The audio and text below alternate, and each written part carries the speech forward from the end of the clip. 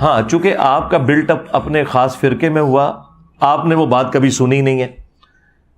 یعنی قتل عمار والی حدیث اگر کسی وہابی نے، کسی بریلوی نے، دیوبندی نے نہیں سنی بھی تو اس میں میرا کیا قصور؟ وہ بخاری میں تو لکھی ہوئی تھی 2812. اسی طریقے سے اگر غدیر خون کی حدیث کسی سنی نے نہیں سنی قرآن اور اہل بیت تو اس کا قصور تھا، وہ مسلم شریف میں لکھی ہوئی تھی 6225 سے 6228 تک.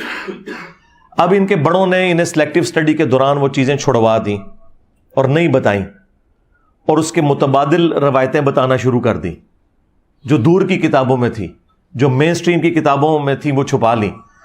تو اس میں تو آپ اپنے بزرگوں کو روئیں، مجھے رونے کی کیا ضرورت ہے؟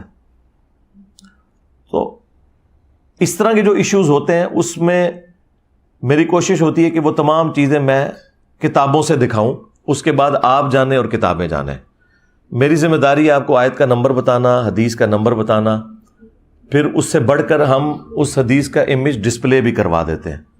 بس اب ایک کام رہ گیا کہ امام بخاری خود قبر سے نکل کے تو کہیں 2812 تقتلہ الفئۃ الباغیہ یدعوہم الی اللہ ویدعونہ الی النار. افسوس اے عمار، تجھے باغی جماعت قتل کرے گی، تو انہیں اللہ اور جنت کی طرف بلائے گا، وہ جماعت جہنم کی طرف بلائے گی. اب یہ امام بخاری خود آ کے ویڈیو میں کہہ دیں بس یہ رہ گیا، اس سے پہلے سارے سٹیپ ہم نے طے کروا دیے. جب آپ کو حدیث کا نمبر بتا دیا، حدیث کا اوریجنل جو امیج تھا وہ ڈسپلے کروا دیا، عربی حدیث بھی اردو بھی، تو پیچھے کچھ رہ تو نہیں گیا. اور ظاہر ہے کہ یہ جو سٹیپ ہے وہ تو میں نہیں طے کروا سکتا، وہ تو قرآن کا واضح فتویٰ ہے کہ جو مر گیا وہ قیامت سے پہلے دنیا میں واپس نہیں آنے کا. تو یہ تو ہم نہیں کر سکتے. تو آخری درجے تک کر دیا. آپ اس حدیث کو فالو کریں، جو آپ کو اس حدیث سے فہم لگتا ہے کہ درست ہے وہ آپ لے لیں. آپ کو ایک ہی حدیث کے اوپر مختلف فہم نظر آ جائیں گے لوگوں کے، ایک دو نمبری کر رہا ہوگا، ایک بالکل اس کو اسی طریقے سے مان رہا ہوگا. ظاہر ہے کہ جب ایاک نعبد و ایاک نستعین کے ہوتے ہوئے کروڑوں مسلمان بابوں کو پکار رہے ہیں، تو اس کے مقابلے کے اندر کسی حدیث کی کوئی غلط تعویل کوئی کر لے تو یہ بہت چھوٹی بات ہے. مجھے بتائیں جب قرآن کی واضح آیت ہے کہ آپ نے دعا اللہ سے کرنی ہے، پھر لوگ مرے ہوئے بابوں کو پکار رہے ہوں دعا کے اندر، تو واضح قرآن کی آیت کے وہ مخالف چل رہے ہیں نا. اب آپ کہیں نہیں جی دونوں طرف لوگ موجود ہیں، اور ہمارے لیے تو بدقسمتی ہے کہ زیادہ مسلمانوں کی تعداد تو ان لوگوں کی ہے جو قبروں سے مانگ رہے ہیں، مرے وہ ان کو پکار رہے ہیں. تو اب آپ کہیں گے ان کی تعداد زیادہ ہے لہٰذا ہم ایاک نعبد و ایاک نستعین میں سے یا علی مدد ثابت کر دیں، یا عبد القادر جیلانی مدد ثابت کر دیں، یا معین الدین چشتی پار لگا دے کشتی، یا بہاو الحق بیڑا تک جڑا میں ڈوب دیتا، تو وہ ثابت کرنا شروع کر دیں. تو ایسا نہیں ہوگا.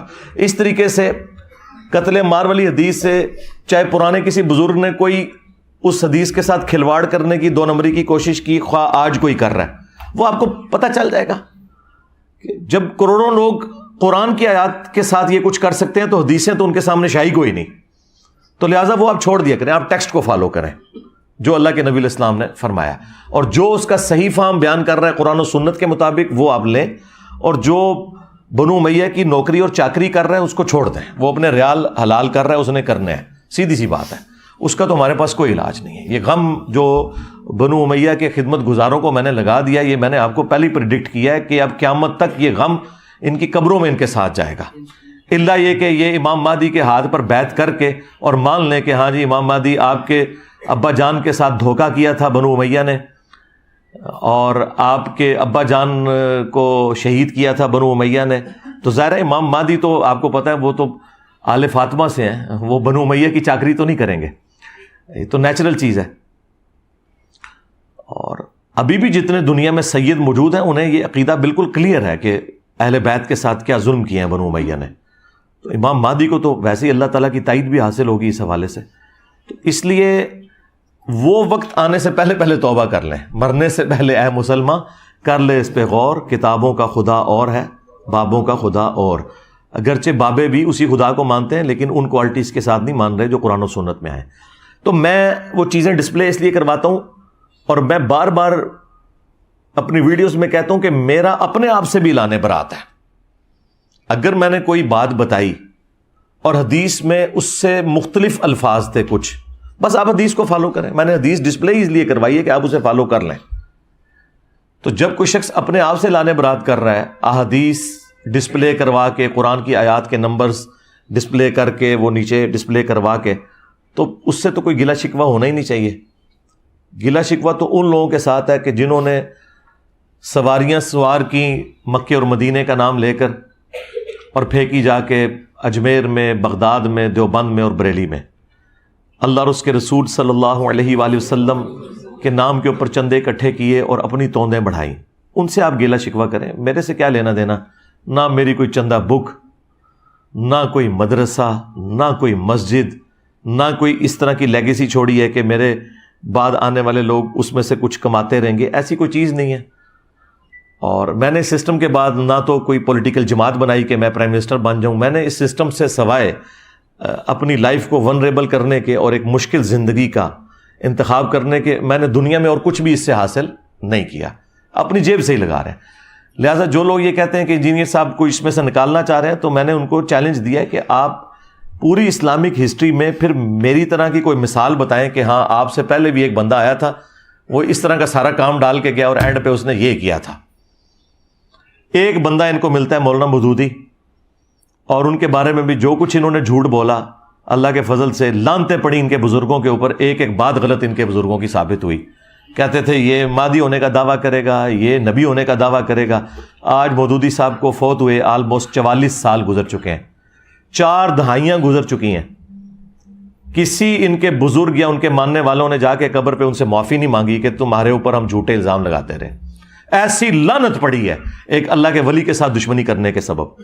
ان کے دلوں پہ مور لگ گئی ہے. توبہ کی توفیق تب ملتی ہے جب مور اللہ تعالیٰ اٹھا لے، تو وہ مور تو نہیں اٹھنی، وہ اللہ ہی اٹھا سکتا ہے. تو یہ جو لعنت انہوں نے کمائی وہ ان کی قبر تک ان کے ساتھ جانی ہے. میرے ساتھ بھی جو کچھ کر رہے ہیں مجھے تو اس سے کوئی فرق نہیں پڑنا. میں تو رسول اللہ کے قدموں میں پہنچ جاؤں گا انشاءاللہ صلی اللہ علیہ وآلہ وسلم. لیکن جو ان کے ساتھ اللہ نے میرے ذریعے کروانا تھا وہ تو کروا دیا.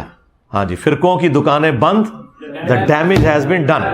ٹھیک ہے، لہٰذا اب آپ ان کی چیخیں انجوائے کریں. ہاں، ایک بڑی بوتل رکھ کے 1.5 لیٹر کی، یا بڑا میری طرح کوئی مگ رکھ لیں دودھ پتی کا، اور 7 چپسوں کا پیکٹ یا گھر کے بنے ہوئے چپس، اور ان کی چیخیں انجوائے کریں. بس دیکھیں یہ لوگ ہر اتوار کو بیٹھے ہوتے ہیں کہ میں شاید ان کے نام لے کے انہیں ڈسکس کروں گا.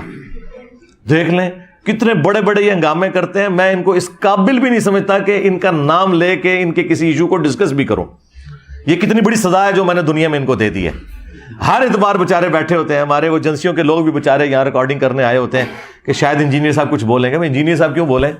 انجینئر صاحب تو ان کے بڑوں کو کچھ نہیں سمجھتے ہیں، یہ تو شاہی کوئی نہیں. ٹھیک ہے نا. تو اللہ کے فضل سے ہمارے ایک نعرے نے ان کے اگلے پچھلے سارے دفنا دیے ہیں کہ میرے نبی سا ہے ہی کوئی نہیں، تیرے بابے تھے شے ہی کوئی نہیں. ٹھیک ہے، صلو علی محمد وآل محمد، اللہم صلی علی محمد وعلی آل محمد واصحاب محمد وازواج محمد اجمعین الی یوم الدین.